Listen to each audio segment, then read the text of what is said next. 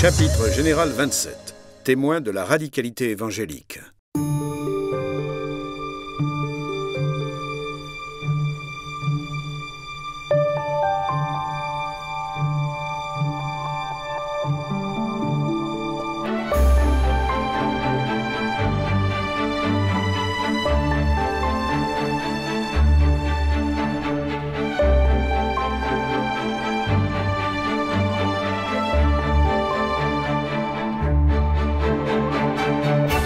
Enraciné dans l'évangile de la joie.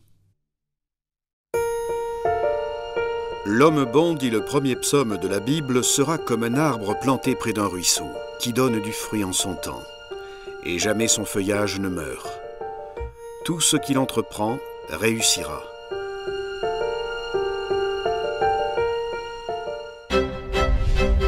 Dans le blason de la congrégation figure un bois, une forêt. Devant les chambres de Don Bosco, il y a une vigne. Il en avait lui-même planté une devant la pièce qu'il occupait. Je suis la vigne, et vous les sarments. Celui qui demeure en moi et en qui je demeure, celui-là porte beaucoup de fruits, car en dehors de moi, vous ne pouvez rien faire.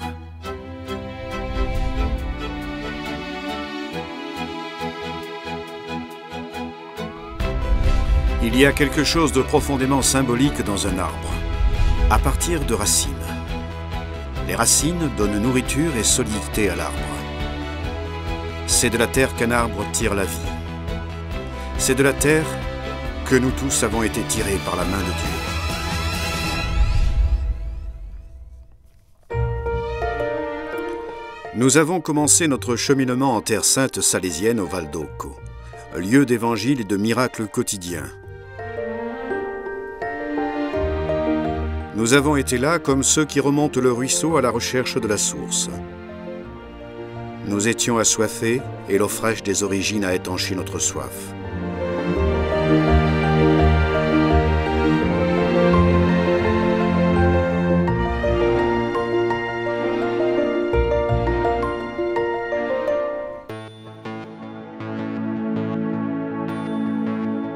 Les racines du Salésien plongent solidement dans la terre, qui est Don Bosco, qui est Jésus. Nous désirons, tant au plan personnel que communautaire, donner le primat à Dieu dans notre vie, stimulés par la sainteté salésienne et par la soif d'authenticité des jeunes. Voilà quelles ont été la grande certitude et la grande passion de Don Bosco, qui s'est vu totalement impliqué dans la trame de Dieu. En s'abandonnant à Dieu, il courait en avant jusqu'à la témérité. Dieu est le fleuve qui coule librement. Nos racines y plongent pour puiser la sève de la vie qui nous nourrit et nous fait grandir chaque jour. La prière, l'Eucharistie, la Bible, les sacrements. C'est seulement ainsi que l'arbre peut grandir, humble, fort et robuste, qu'il peut se défendre des parasites et résister aux tempêtes. Pureté, aller à l'essentiel et maîtrise de soi sont ses qualités. Le travail et la tempérance feront fleurir la congrégation. La tempérance, c'est le sens de la mesure. Elle permet de se contenter de ce que l'on a, d'être simple. Que la pauvreté de Don Bosco et de Maman Marguerite inspire à chaque Salésien et à chacune de vos communautés une vie essentielle et austère. La proximité avec les pauvres, la transparence et la responsabilité dans la gestion des biens.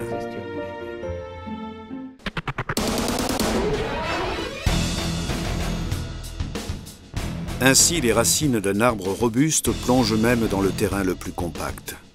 Elles se multiplient et poussent là même où cela semble impossible.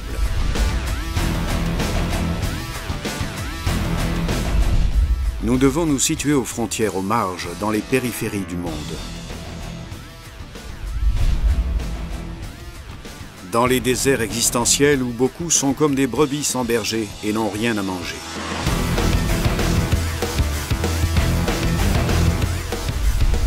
Et transformer le désert en de la bonne terre qui nourrit. Nous voulons vivre comme des hommes marqués par une forte expérience de Dieu et ayant aussi les pieds sur terre, capables de rendre compte de l'espérance que nous portons dans le cœur. Et ainsi les branches peuvent se développer et s'étendre, et protéger. Être les amis, les frères, les éducateurs et les pères qui veulent uniquement que les jeunes soient protagonistes et maîtres de leur propre vie. Et de ce point de vue, il est seulement possible d'être serviteur et jamais patron. Mais à une condition. Le sarment qui demeure en moi portera beaucoup de fruits. La sève de Jésus doit couler librement. Aller à la rencontre des jeunes marginalisés demande du courage, de la maturité et une profonde vie de prière. Et pour ce travail, il faut réserver les meilleurs, les meilleurs.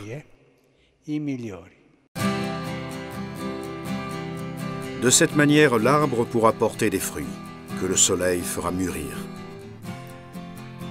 Et ils donneront de la bonne semence.